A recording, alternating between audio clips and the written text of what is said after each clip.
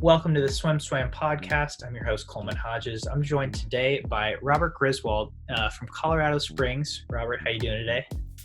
I'm doing pretty good. How about yourself, Coleman? I'm no complaints.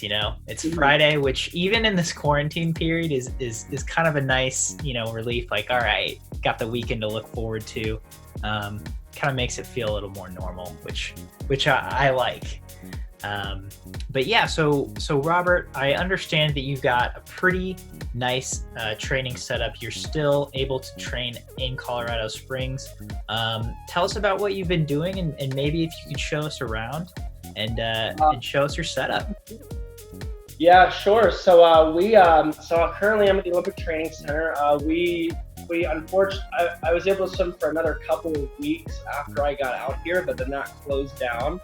But we are very, very fortunate, and we have access to some resources here. And so, yeah, we have one of the first main things that we've been doing is we've been using the VASA ergometer. And so basically, it's a swimming rowing machine. I can turn my screen around at some point here and kind of show the audience what it looks like. But yeah, so basically how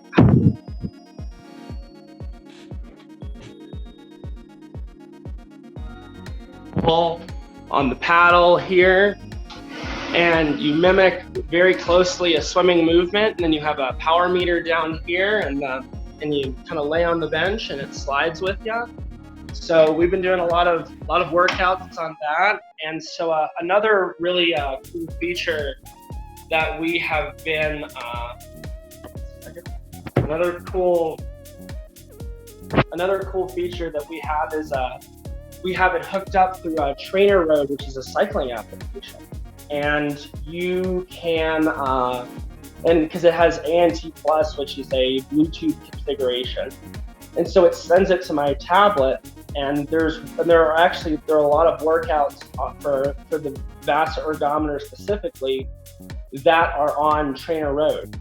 So we can train energy systems, we can do what kind of work we need to do to the best of our ability on that. I mean, we just crank out probably somebody on it. Between the three of us who use it, it's probably like 4.5, 5 hours a day sometimes. And we just get on and move. And then we've also got our little home gym here that we have set up in our closet of goodies. And I'm gonna get the camera turn around. So basically we have all of our workout equipment over here. But yeah, so we get in, we work out. We've actually been doing a decent amount of hiking as well, whenever we can get out. Obviously, social distance and safe, of course. But we challenge ourselves and get out and do stuff 3 or 4 times a week, and kind of a unique opportunity, and just like it's a challenge, especially when that's something that's really hard for you, and just working on getting better at that. And also kind of applying some of the same just psychological principles from swimming, and in terms of pacing yourself and focusing on what you're doing in the moment. And I think just getting out and enjoying nature. And that's been one of the great things that we've been doing. Yeah, and so you've got a roommate there. Mm-hmm. Yeah. Well, Hi, I'm David Gelfand. I'm also on the U.S. Paralympic national team, and I'm a resident at the Olympic Training Center. So I know David from Austin. He came. Yeah. You were in Boston, right? So I'm a student at Tufts University. I just finished my junior year, and I actually took off the semester to come out here and train and prepare for what was supposed to be the Tokyo 2020 Games. Those plans have, of course, slightly changed, as has everybody else's. Right. But that was the plan originally, and I've been out here since January. So that brings up an interesting question, which is, how have you guys' plans changed now that, it's like you took a semester off to prepare for those Olympics? Do you know if you'll go back for your senior year and just kind of go as normal and then head into the Olympics? Or, have you guys made any of those hurdle type decisions yet? right now we're sort of more in the exploration phase and just sort of figuring that out. I mean, just sort of speaking from my own experience as I'm trying to figure out how how the delay of games will affect me moving forward and how it will affect my preparation for the Paralympics. Mm-hmm. Yeah. And then to speak kind of on David's point, so I'm in a little bit of a different situation. So this is my last full semester of school here, and I, as of yesterday, just finished up taking 18 units for my senior year, and so basically outside of one online English summer class, I am done with my undergrad, and I am very happy. So it's just like, and so that presents an interesting thing. So kind of the plan for me was to finish that up, go through Tokyo, and then figure out stuff for the next 4 years. And so kind of it's interesting with just things being pushed back, and it's like now I've kind of got to figure things out for the next 5 years. And so there's some really cool opportunities that like are presented to me with the timing changing like that. And so it's just trying, again, for me, it's exploring what is going to end up being the best for me in terms of both training and life stuff, and kind of what I want out of that. And so we'll see. It's with this whole thing, taking things one day at a time, just exploring options. And then once things kind of start to really open up, and then things will most likely develop, and then be able to start kind of looking towards what the run into Tokyo 2021 is going to look like. Yeah. So how many of you on the Paralympic national team are in Colorado Springs right now? So at the training center, there are 4 of us. Okay. And there's another few athletes that are off campus. So that's just for Paralympic swimming. And then so by off campus, we mean that these are people that live in houses nearby in Colorado Springs, and they'll come in every morning, every afternoon to train with the team. So they don't live on campus with the rest of us, but they still are part of the rest of the team. And then there's at the moment there's probably 10 other resident athletes out here. So for anybody who knows, the Olympic Training Center is very empty, with the normal capacity of maybe over 300 to 400 people sometimes. There's upward almost 500 at once. Yeah, it is dead, but I mean, there's been a positive of that too. So we've really taken this opportunity to get to know people from other sports a little bit better and stuff like that. Because I mean, we see it's like those are the people that we have social interaction with, and we see them, and things are and so it's been really nice to get to know those people better, and just to be able to have relationships with them. So that way, it's like when this whole thing is over, can be at like a games or a Team USA Awards and walk up on somebody and say, hey, remember when we did this at the Olympic Training Center? And yeah, and just like we were just sitting out here, sitting around the campfire. But yeah, it's been a unique experience, and also just getting to know some of the staff, especially the kitchen staff.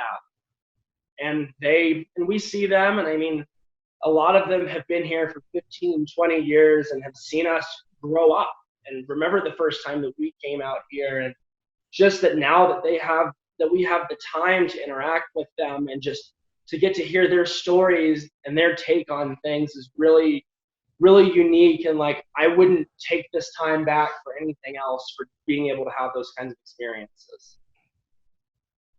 That's really awesome. I mean, talk about finding your silver linings and just really counting your blessings, because yeah, I feel like this can easily be turned into a negative situation, but that's really cool that you have taken that time to put so much positivity into it. So you guys how often are you guys training, and what, like, I guess compared to a normal schedule, what would you say like the intensity is for that training? I would say that, I mean, we're basically training 6 days a week. I mean, we're not in the water at the moment, but we are working hard. And it's like, especially like, and that's been the one thing about getting the erg. We've got a second one on the way. And so we'll have both of those and just working and grinding at that. I mean, that's the thing is like we've learned a lot about ourselves and our swimming from doing that, just looking at the power metrics and other things like that, technique stuff. We've actually been dabbling a little bit, and we're going to probably work on it more in the next couple of weeks with looking at school is done. with working at video of frame by frame of looking at how the hand moves through and tracking velocity with that. And so just some cool things with that. I mean, erg is hard. Like there have been a few workouts that I have honestly questioned, is swimming for me? From it's an animal, but just like it's just been the biggest game changer. I mean, especially like with me having cerebral palsy and with David being a single leg amp. I mean, running ain't the easiest thing, but we tried one day. We ran from we were just like we were just all mad about this, and we're like, and I'm just like, hey David, I was like, hey David, like what the heck? Why don't we just go and we'll just go from the far end of the training center at like the visitor gate, and we'll run all the way to the other side. And so basically, it was like a half mile, probably about maybe like 50 to 100 feet incline, and yeah, I that was the last time I'm doing that. We were both like, you got up there and just like lungs burning, just like, oh yeah, this is sports. Yeah, this is sucks. This is not for me. But yeah, so it's just like we've got our weight stuff, and actually here. And so one of the other things, and I'm really fortunate being able to use for my weight stuff is Katsu blood flow moderation training. And so that's something that I've been doing since December of 2018. And primarily I do my lifting with that. And so, and usually with the lifting protocol with that, I'm using fairly light weights and stuff just because of how it works.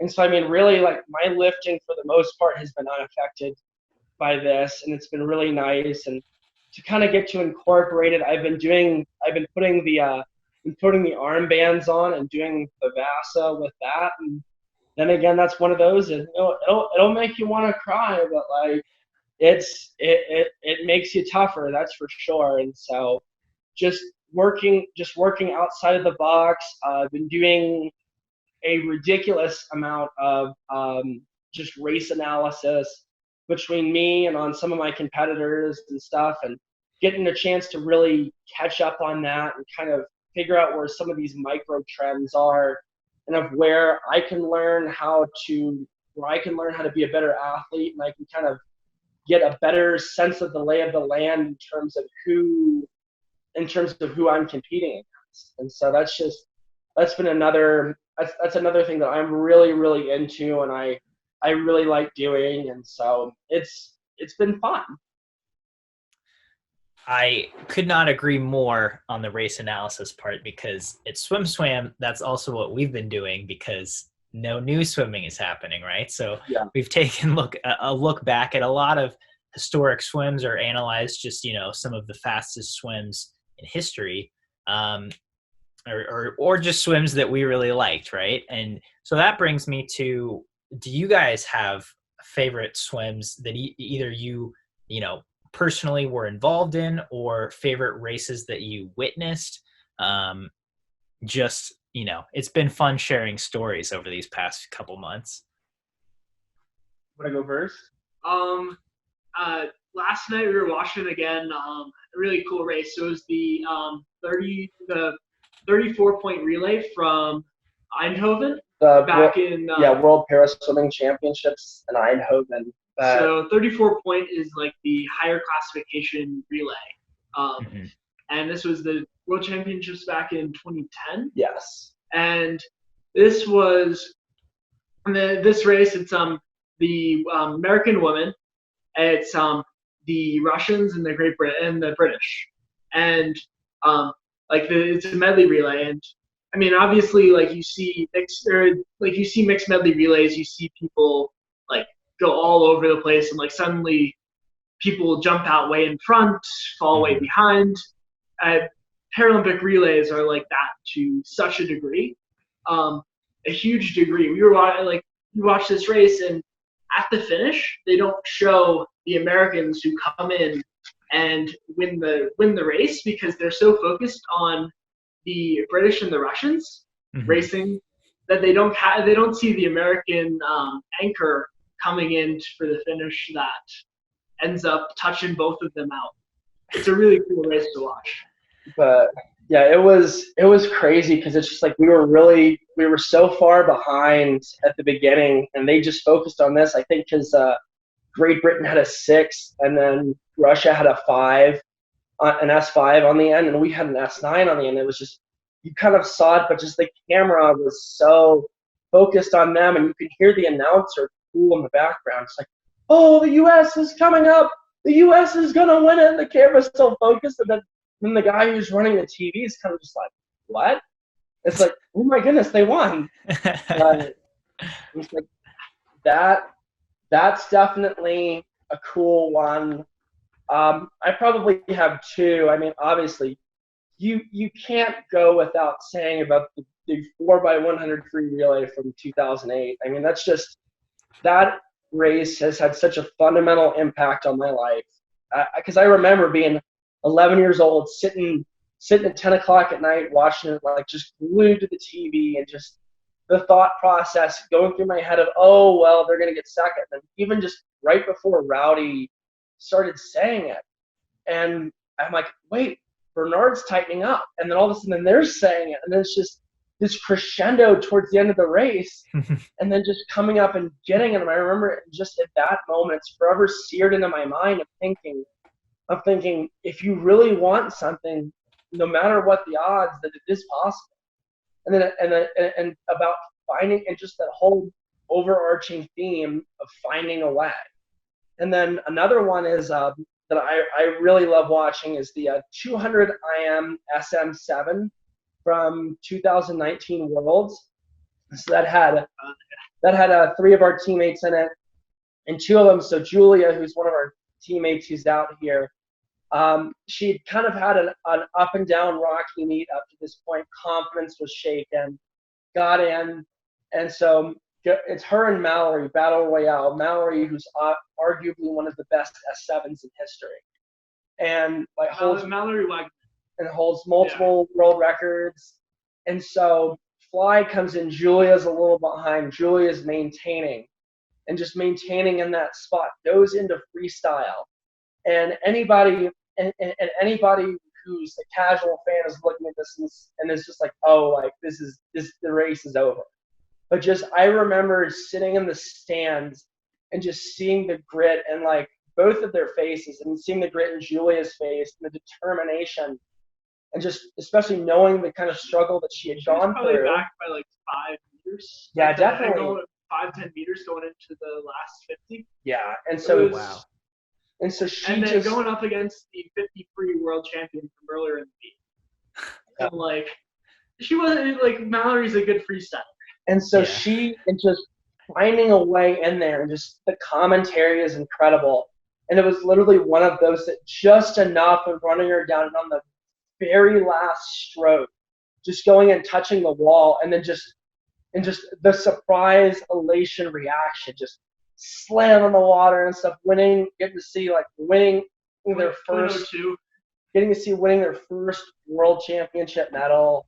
And that was an awesome experience as a teammate to see us go 1-2 in that race, and just how it unfolded. And it's one that we talk about all the time, and will probably will go down as one of the best Paralympic races in the last 10 years.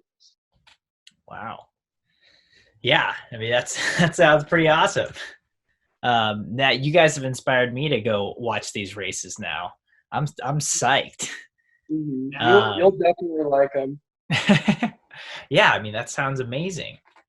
And so kind of moving forward, what do what are your plans maybe for the next week, for the next month? Just, how do you know how long you're going to stay at the Springs right now? Honestly, no. We're just kind of just waiting on the process of the Olympic Training Center to open up and stuff like that. Like if we are fortunate enough to find an opportunity to go swim, like it's like that could change something. I mean, there's not a lot of opportunities at the moment, but if something were to change, maybe then we would consider making a different decision. But the here and now, at least next week or so, next month, until something like that changes, is just to keep grinding, keep doing what we're doing, and we have a little bit more leeway, like since getting finished with school this week and next week, and once we're done with that, have a little bit more time on our hands and to kind of be innovating in some sort of other way and just figuring that out. But at the moment, it's just keeping grinding, doing what we're doing until things happen. Yeah, Yeah. that's crazy for me too.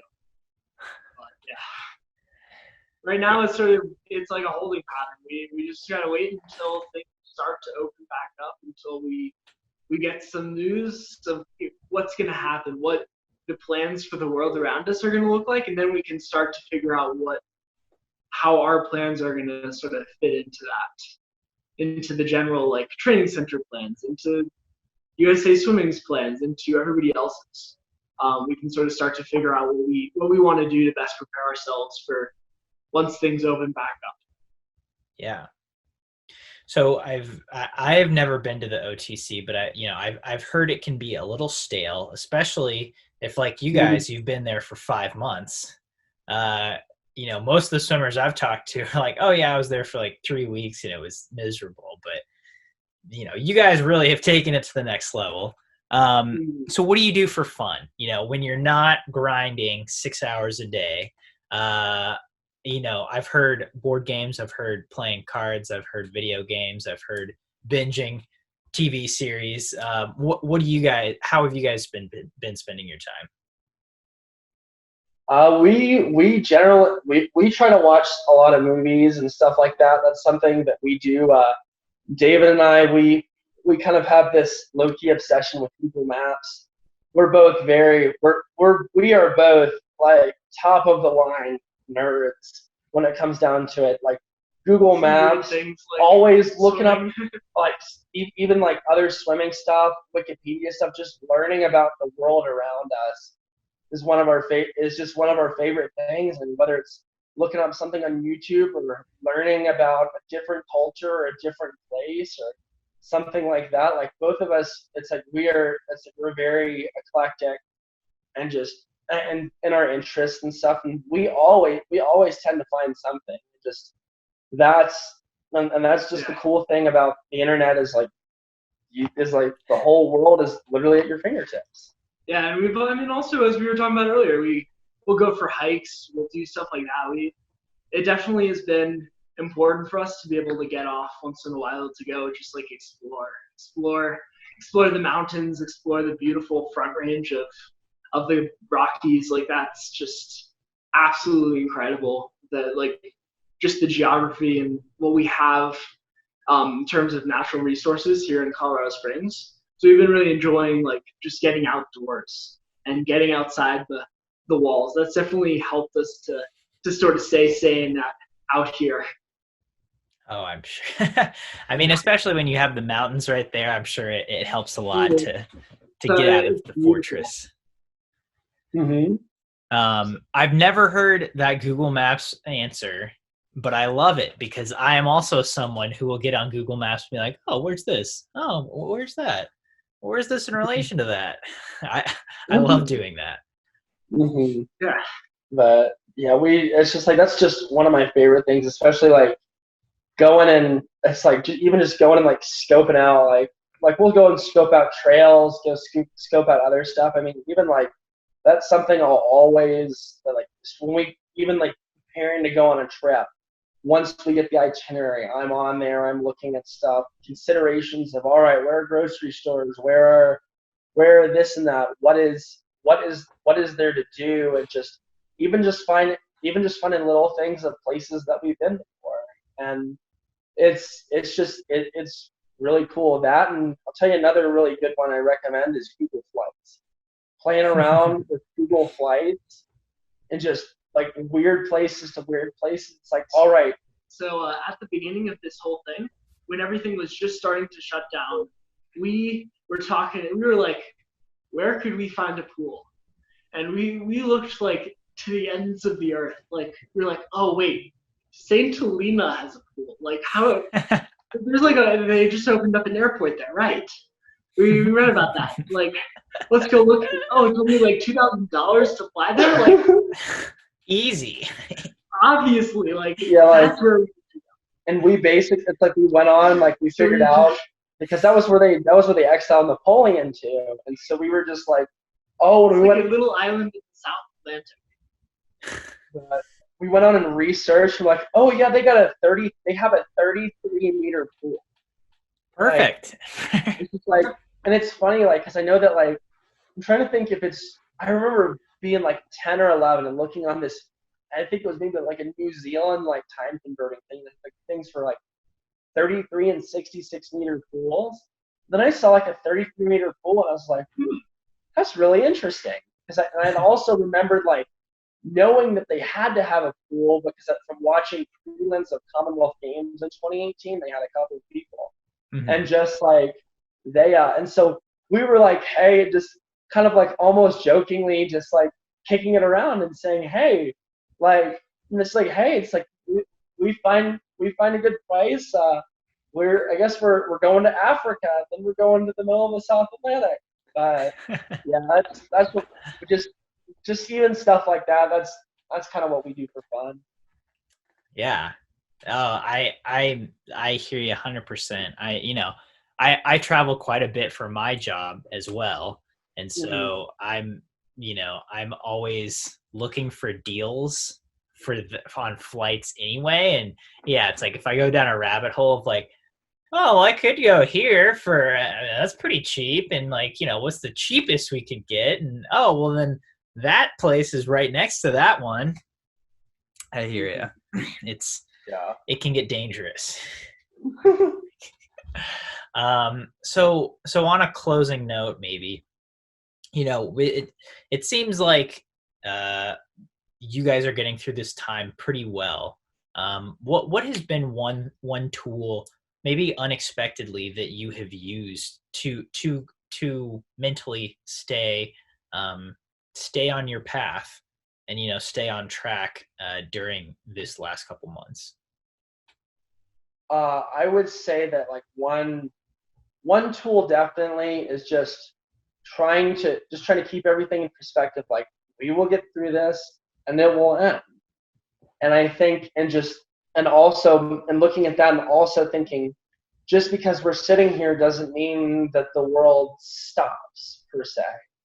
And that everything that like we can do now, whether it's in terms of the basic stuff like continuing academic process or staying in shape or mentally sharpening or doing research or doing something like that.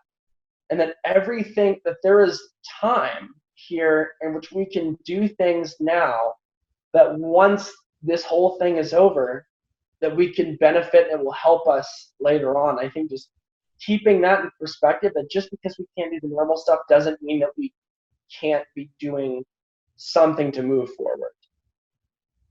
Yeah, I think that's definitely that too for me. It's like thinking and planning and figuring out what for the future. How am I going to make myself so that I'm better off by the time by the time the world opens up, by the time we're ready to move on to the next thing. How can we prepare to be that much better, to be that much mentally strong, to be that much more whatever it is, like practice good habits now, to be able to, once the world is back to normal and life gets crazy again, like how are we gonna be ready for that? Mm-hmm.